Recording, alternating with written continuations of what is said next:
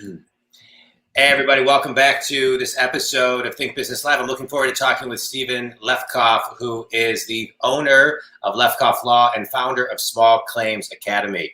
Steven, I'm looking forward to having you on the show today. I'm all about empowering other people, and we'll get to kind of, your law practice, but really you are on a mission to help people and train and coach them to do their own small claims so they don't actually have to be represented by a client, by an attorney, excuse me. And so I just want to kind of talk about that right now. So empowering other people to take, ownership with things, sometimes it's difficult because I think sometimes people rely on attorneys and it seems so complicated and there's so many things that I think people think that they could miss. How do you educate people to kind of advocate for themselves in small claims to make sure that they don't miss a beat? Yeah, so that's an awesome question, John. I'm really excited to be here and talk to you about it. We only ask good questions. Yeah, so I should say that's an awesome question after each question you ask me. Thank you. No, it really is a good question because in a lot of cases, every case, folks don't know what they don't know. And it's a challenge to not only educate, but to, I don't know if convince is the right word, but to address issues that people don't already think are issues. Right? A lot of folks see small claims or they see court on TV and they think, oh, I can do that. That's no problem. Right? I'm going to go to the clerk's office. I'm going to file my lawsuit or I'm going to file my answer. I'm going to show up and I'm going to roll the dice and see what happens. Right? But there are so many rules, and there's rules on evidence. There's rules on procedure, on timeliness, on what kinds of cases can even be brought in a small claims court. And folks don't know really any of those. And it makes sense because they haven't gone to law school. They haven't done this before. This is not their profession, right? I completely understand when I go to court and I see somebody representing themselves and they lose a case that they should win because they don't know how to do it, right? We go to years of law school. We go to on-the-job training. We go to court and we do this and we still lose cases. Right. But imagine folks that have never been through that process. So it is a challenge to teach. I mean, the teaching part, the biggest challenge is engagement. Right. It's not only showing, hey, there are all of these things and all of these rules and procedures and tips and tricks that I've gained by doing it and other lawyers have gained by doing it. But I got to teach them to you in a way that you're going to be engaged and you're going to appreciate it and remember some of those things. But let me ask you this. Why would somebody want to do it themselves when they don't have to worry and they can just have an attorney come with them? One of the main reasons is cost. I mean, if you're dealing with especially small claims, I mean, we're not talking about $1 million business disputes. We're talking about $4,000 loans that weren't paid, credit card cases that are $5,000 or $6,000, right? The thought of paying an attorney almost the amount of the case itself, not to worry, right, is sometimes it's simply unaffordable for the litigant, right? It just it's not in their budget. And other times you may not get that back, right? If you pay an attorney and you lose, now you're out the amount you paid the attorney and the amount of the judge. And the amount, right. And so talk a little bit more about how you train people, because I love training. I think most companies, I see this as a business coach, most companies don't do enough training. In today's world, especially in a remote world, training is key. Short, consistent training is absolutely necessary, I think, across the whole board. But one thing I find is that people, they need things packaged to them and they need things spoon-fed in a way because they can only receive so much at one time. And so how do you, because this seems like a lot of content. So how, from a training standpoint, how do you train it and roll it out so people can receive it, they can comprehend it, and then they can act and execute on what you're teaching them when in the court?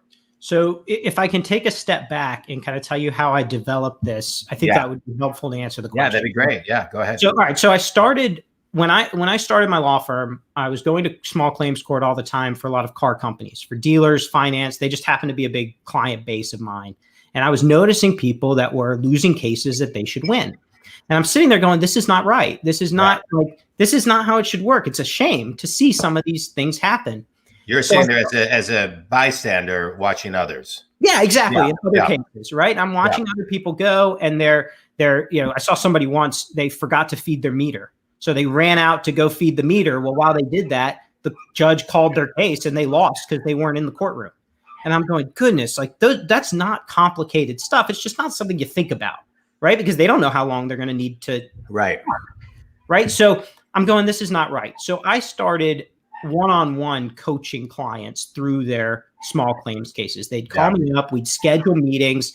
But when I did that, I had to spew out so much information so quickly to make it reasonable and affordable. And there were scheduling conflicts, right? I had to make sure the timing was right. And all of these considerations had to go into play. And then I would get calls back afterwards. I really appreciate everything you said. I forgot that one piece and it turned out to be the issue in the case. And I'm going, oh man, I told you about that. They're like, yeah, but it was so much. I couldn't remember everything. Yeah. So I find that, by the way, I find that when I started my coaching business about 6 years ago, I would give people so much and then they would be overwhelmed. It'd be too much for them. And so, yeah. Exactly. And so then I'm like, okay, I gotta fix this because that's a problem I can't have, right? Yeah. It's going to be kudos to you. I just want to point out, kudos to you for finding like this pain that people were having, and then figuring out a solution to really help them. So I think that as an observer, I think a lot of times we all observe things. We know that there can be a better way, but we just don't go that extra mile. I interviewed the CEO of Hint Water yesterday, Kara Golden. She was amazing, and she was talking about how there was only one person in the factory finalizing, the water that goes into the bottle. But she said, well, what if they sneeze? Then it'll get into the bottle and there's no preservatives and that can't happen. And so way before COVID, they figured out a way to make it humanless. But, it's the same thing. There's like a minor thing that most people would have glossed over. She, like you, are diving in to help people. So I always love talking to people who are on a mission like I am to help as many people as they can. So thank you for that. All right, keep on going. Yeah. So I kind of went back to the drawing board and I go, all right, so here's what I'm going to do. I'm going to make a PDF that summarizes everything that I'm going to give to each one of my coaching clients. Yeah. So I did that. And then I got calls that it was in the PDF, but I didn't read the PDF. And so then I'm going, gosh, people don't read, right? You got to spoon feed it, John. They don't read anymore. This is not, I mean, there's a reason why you and I aren't on some kind of a written document that you're putting on your Facebook, right? People want to watch videos. Right. So COVID hit and the courts closed. And all of a sudden I had more time on my hands because I didn't have court. Yeah. And so I kind of went back a third time to the drawing board. And I said, okay, how can I engage people in a way that's affordable? I can back out of the whole process completely because the more involvement I have to have, frankly, the more it's going to cost. And in a way that they can do it anytime. And so I created a video series with the help of the folks here in Atlanta, Radical Design. They're amazing. They help design the videos. But it's now over 70 video lessons that can be watched at any time on repeat, over again. Notes can be taken however the user wants to do it. And they can learn everything that I was spitting out in super rapid speed at a slower pace with animations that trigger the mind and that trigger the memory and are engaging. And I'll tell you quickly, I got a review from a user who texted me at 11:45 p.m. on a Saturday night. This program's amazing. Yeah. And I wrote back, what are you doing on Saturday night? He goes, I work all day. I don't have time to do this otherwise. And that's when it clicked in my mind, hey, this is working. That I could never meet with somebody at 11:45 p.m. on a Saturday night to coach them. Yeah. But the program can. I love that. I want to highlight a couple of things because, I'm a big fan. Sometimes I'll do something and I throw it out there and I beta test it. And sometimes it works, sometimes it doesn't work. And then you just kind of, again, you go back to the drawing board. So I love how you're talking about how you evolved everything in real time, because that's sometimes you can't wait for perfection. You got to just put it out there to the best of your consciousness where you are, see what happens, and then continually evolve and pivot and grow it. So kudos to you. I think that is great. I want to talk about the power of video. I agree with you.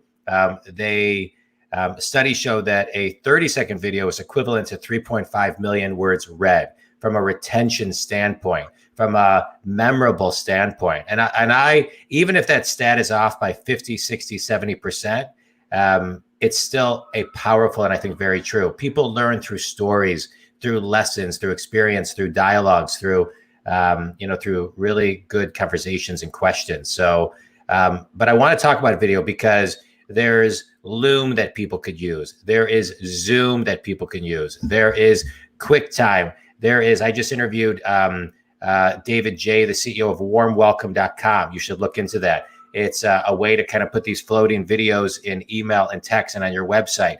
There are so many ways to utilize video when you do a proposal before you send it to somebody, especially in a remote world.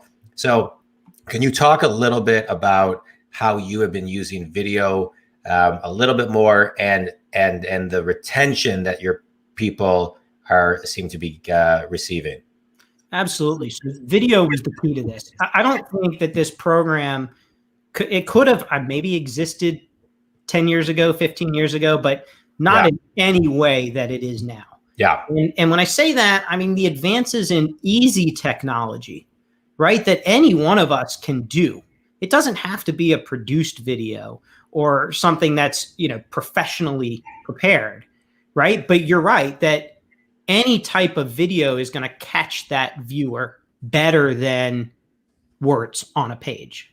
And so for my program specifically, we have animations and we have, words that scroll across the screen like you do at the bottom of this, this broadcast, and things that catch you, right? We live in a society that doesn't have any interest in anything over, I don't know what the studies are, 3 minutes, 4 minutes, you start to lose people, right? And so this is something that you want to just trigger the person to be interested. And so that's why I've done it that way. And I even on the website, there's a sample video on gavel.legal where you can see one of the episodes themselves. And the reason for that is, hey, I want somebody to see what they're getting when you buy the package. That's one thing I think a lot of folks miss. And I'm learning this, right? Lawyers, we're not trained to sell online courses. Yeah. This is a whole different arena. And so I'm learning on the fly as I do this. But one of the things I'm noticing is people don't know what they're buying. Yeah. Right. There's a lot of language. There's a lot of words on the page. There's a lot of you need this. Right. Right. But if you don't know what it is, then it's really difficult to get somebody to plunk their money down. Right. You got to simplify. It's interesting. It's I 90% of everything I do, 95% of what I do is all one-on-one coaching. But because of COVID, 4 or 5 weeks ago, I launched an online group coaching. And I created it, and it's live coaching with me every Monday from 4:30 to 5:30 Eastern. And I thought I want an option that can fit into everybody's budget anywhere in the world, period, the end. Because my dad was a dentist, and he never turned a client away. And he would put them on payment plans. And so if somebody says to me, there's nothing I hate worse than when someone says, I can't afford you. I now have an option for them that is packed with content. But you talk about beta testing and throwing things at the wall. It's turned out to be a great networking platform for the people that are joining, which I really wasn't expecting. I actually went back to the landing page and added networking with the group because I wasn't thinking it was going to be a networking experience, but people are craving networking so much, and they're also craving live and simplicity. And so just to your point, I think a lot of times people overcomplicate things. You got to make it simple, and you just got to price it where it doesn't hurt someone. And I'll add to that. Don't be afraid to make a mistake. Yeah, right? You got to. Yeah, absolutely. You got to swing to get a hit. And there are features of this program. I can speak from personal experience and direction that I'm taking Gavel now that I did not expect when I thought about this and when I launched it a couple months ago. I mean, to your point about your coaching, right? That this is turning into a networking opportunity, probably not what you expected. Yeah. Right. When you first launched, I mean, I think you said that. It's not like no, I thought it was going to be like a thing where people would come ask me questions. Now it turns out now I'm doing, which I love. I do workshops. I have special guests come on board. They're networking. They're talking about their own companies. It's great. It's so much better than I even thought. Yeah. And that's a natural progression of your own program that you didn't expect and you didn't see coming. I mean, we talked offline about my plans for Gavel moving forward. And I had this grand plan in my mind that I was going to create. I mean, right now we're in Georgia, and it's very specific to Georgia. The videos have references to particular Georgia courts, to Georgia case limits, to what's addressed, et cetera, Georgia rules, you name it.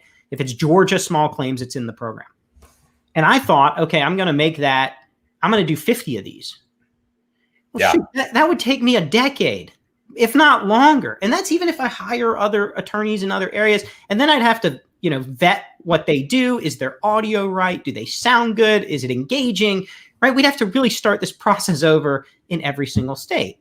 And I only really realized how difficult that would be after I launched here in Georgia.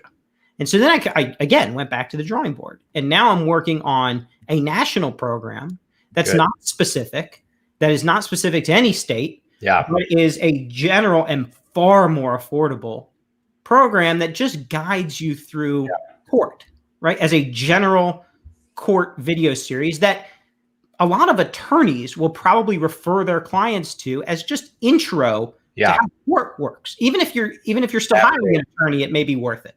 I love it. And people need to be more educated. And Steven, how old are you? I'm 35. All right. So I'm 48. But, studies show that by the year 2025, 75% of the global workforce will be millennials. And that doesn't include Gen Zs. And so what I love about what you're doing is you're setting up your business for really scalable, accelerated growth to generations that feed, and their initial go-to is to go to these videos, to research themselves, to learn by themselves, to be accountable to themselves, to walk in educated. And so to me, I think every company needs to be way more innovative and be thinking about 2025 and 2030 today, because it's going to be here before we know it. And I think COVID accelerated everything 5 years anyway.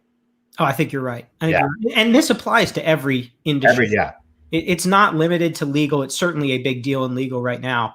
But in every industry, with every company, think about, if I had told you a year ago, and John, you may know the studies, I don't, but if I told you a year ago that I'll make up a number, half of all employees would be working remotely, maybe forever, within the next year, you'd say you're nuts. What are you talking about? Yeah, I can tell you the study pre-COVID was that, I don't know about remotely, but the study was that by 2027, this was pre-COVID, 50.5 or close to 51% of the workforce would be freelancers. That was, that stat. But I would say, right there, I don't see the world going back to a 100% office model ever. I think there's going to be hybrids, and people are going to want a little bit more freedom with their lives and their families, and they've really connected back into family and personal values more than ever before. Totally. And now more than ever, we can, right? The technology, had this happened 30 years ago, it wouldn't be an option, right? And just think how we got connected. So we're sitting here, I'm in Detroit, you're in Georgia. We got connected through your publicist. And here we are on video, and, I'm in my, computer piano / office / room. You're in your office. I mean, it's great. We couldn't have done this 5 years ago. I'll tell you something too about that I've found interesting. I'm really glad to see that you don't have, I'm assuming that's not a virtual background. If it is, it's this is really good. This is my real background. Yeah. I get why people use them, but I think one of the really cool features of video is you get to learn about somebody, right? You get to kind of see their personality, who they are. And if you don't use a virtual background, people can learn about, where do you live? How do you, if you look around mine, right? I've got this sign, "We Love Daddy," in the background. It's not something particularly professional, right? That's not something that I would have had at my office 2 years ago in a background of a meeting. Right. And I have a fairly clean desk. I mean, I'm just anal about that anyway. But folks that get on video with me can sort of see who I am a little bit more than if I have a picture of a palm tree in the background. I mean, not to attack that, those are nice. Same way. But I like that. That's one of the great benefits of video, is that you really can learn about somebody, who they are, how they operate, things that you wouldn't see otherwise. Yeah, I feel the same way.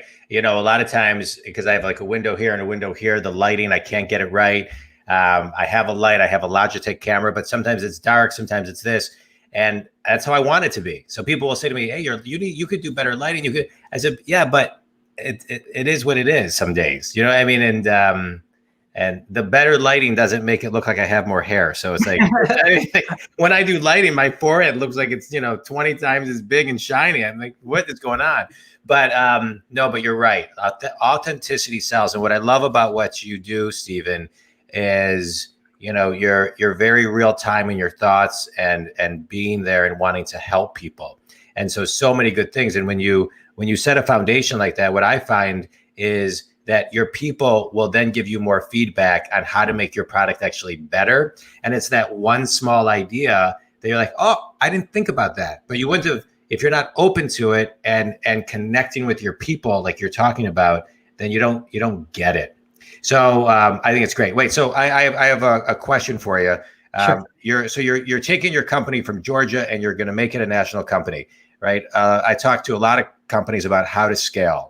And so this is a model that you can actually scale without getting really more offices, a ton more employees. And so just talk about how you're going to scale that and what that looks like for the person who can learn from that.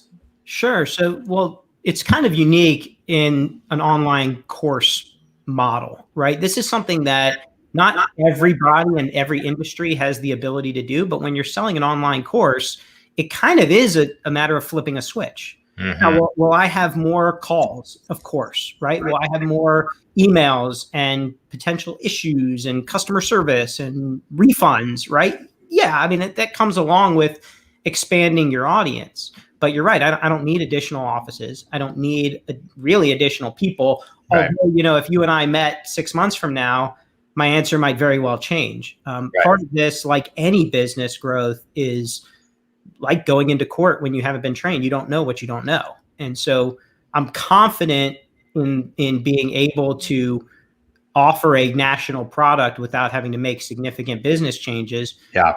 But I've never done it before.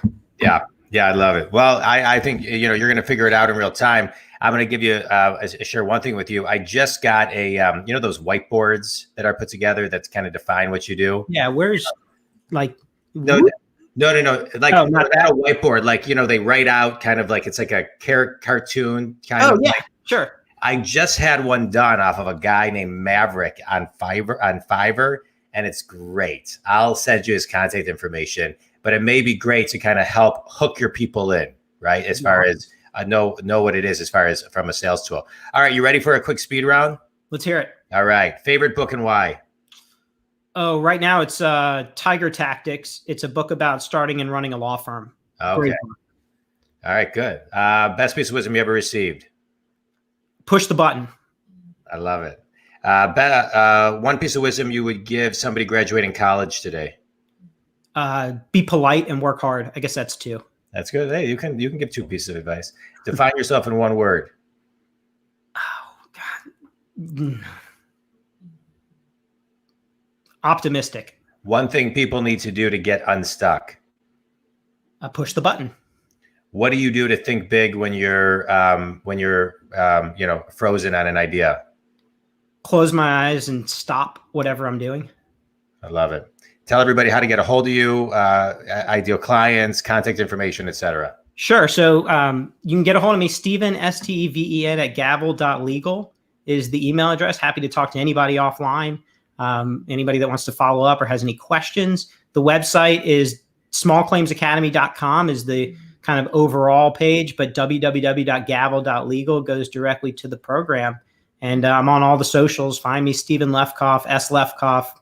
Google me. You can find me. All right, good. I love it. Google me. All right, Steven, I appreciate it. This was awesome. I appreciate your enthusiasm, your energy, your drive, your ability to,